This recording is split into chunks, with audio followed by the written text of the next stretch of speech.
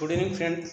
जैसा मैंने आपसे कहा था कि आज मैं पॉइजनस डिस्ट्रीब्यूशन से आप लोगों को प्रॉमिस किया था, आप लोगों के सजेशन की बेस पे पॉइजन की सर आप पॉइजनस डिस्ट्रीब्यूशन से स्टैटिस्टिक्स की क्लास लीजिए। तो मैं आज पॉइजनस डिस्ट्रीब्यूशन के बारे में लेके आया हूँ, जहाँ पर बाइनोमियल डिस्ट्रीब्यूशन लिमिटेशन में आ जाता है, वहाँ से पॉइजनस डिस्ट्रीब्यूशन स्टार्ट होता है।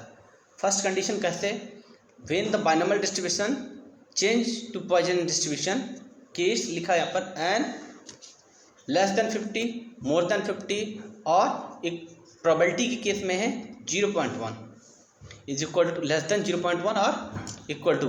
ओके, तो these are the condition when binomial distribution change in the poisonous distribution. Then this is the formula of poisonous distribution. आप देख सकते हैं P स्मॉल ब्रैकेट में small r is equal to e की power m की power r upon r। यहाँ पर r जो है नंबर ऑफ n's हैं 0 1 2 3 वट एवर। e क्या है, base of natural log. Then m क्या है, मीन ऑफ पॉइजनस डिस्ट्रीब्यूशन आप देख सकते हैं। और यहाँ पर आप m को कहाँ से लेते हैं, n एंड p से, टोटल नंबर एंड प्रोबेबिलिटी से, average number of the occurrence of the event whatever the event we have organize that number of event is equal to mean. Means वहाँ पर mean इसको represent करता है, total number of event. Then properties of the poisonous distribution, जो मैंने बहुत clearly बोला, क्या हो सकती है। पॉइजनस डिस्ट्रीब्यूशन आप देख सकते हैं क्लियरली, इक्वल टू आर रहेगा, मीन जो रहेगा वो इक्वल टू एम रहेगा, वेरिएंस वो इक्वल टू एम रहेगा। अब अगर डिफरेंट केस है तो m1 m2 m3 m4 जो है निकालने का, m1 ठीक है आपने देख लिया, m4 कैसे निकालेंगे टोटल ऐसे। फिर b1 जैसे बाइनोमियल डिस्ट्रीब्यूशन के दो केस हैं तो उस केस में ज़्यादातर आपको सिंगल केस ही हैंडल करना है, तो लेकिन ये दो केस का है तो b1 इज इक्वल टू लिखा है m की पावर 2 m3 की पावर 2 अपॉन m2 की power 3।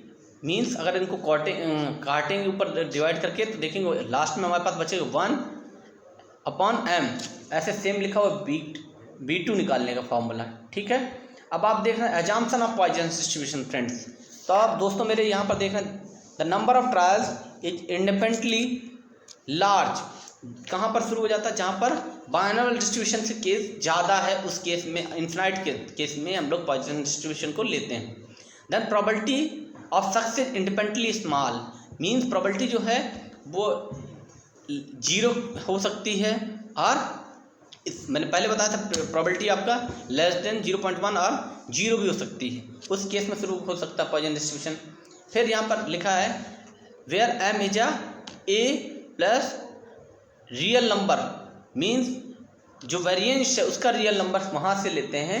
Okay, then fitting position एक फार्मूला है, यहाँ पर मैंने एक छोटा सा आपको एग्जांपल सेट किया है, जिससे x इज इक्वल टू 0 1 2 3 ये क्या है, फिर ये क्या है जो हमारे के टोटल नंबर ऑफ n है स्मॉल n, और जो कैपिटल n बनेगा वो टोटल नंबर ऑफ को ये 17 15 ये सब काउंट करेंगे 68 हो जाएगा, आप देखेंगे। फिर m कैसे कैलकुलेट करेंगे, x सिग्मा xi fi, तो xi आप निकाल लेंगे, ओके, और fi निकाल लेंगे, उसके बाद अपॉन सिग्मा fi, इस तरीके से आपका m निकलेगा। फिर अगर कैलकुलेट f करना है तो p जो स्मॉल r था, जो जिसको n से रिप्रेजेंट किया गया, इंटू कैपिटल N। इस तरीके से हम प्रोबेबिलिटी डिस्ट्रीब्यूशन की पॉइजनस डिस्ट्रीब्यूशन के बारे में आज किए। आप कैलकुलेशन करें और जल्द ही मैं आपके बीच इस कैलकुलेशन को सॉल्व कराऊंगा। धन्यवाद दोस्तों। आज मेरे पास समय का अभाव है, मैं बहुत कम समय आपके बीच आ पाया, पर मैं आपके सजेशन ज़रूर लूँगा। इसके बाद जो भी आपकी समस्याएं हैं, प्रॉब्लम्स हैं, मैं उनको इनकॉर्पोरेट करूँगा। आप मुझे अपनी सजेशन ज़रूर दीजिएगा, चाहे आप ऑनलाइन मोड में दें, अगर जो मुझे लोग जानते हैं पर्सनली वो आके पर्सनली मुझे मिलकर सजेशन दे सकते हैं। बहुत बहुत धन्यवाद मेरे दोस्तों, मेरे प्यारे बच्चों। मेरी आपसे आइडेंटिटी है, आपसे मैं हूँ। धन्यवाद।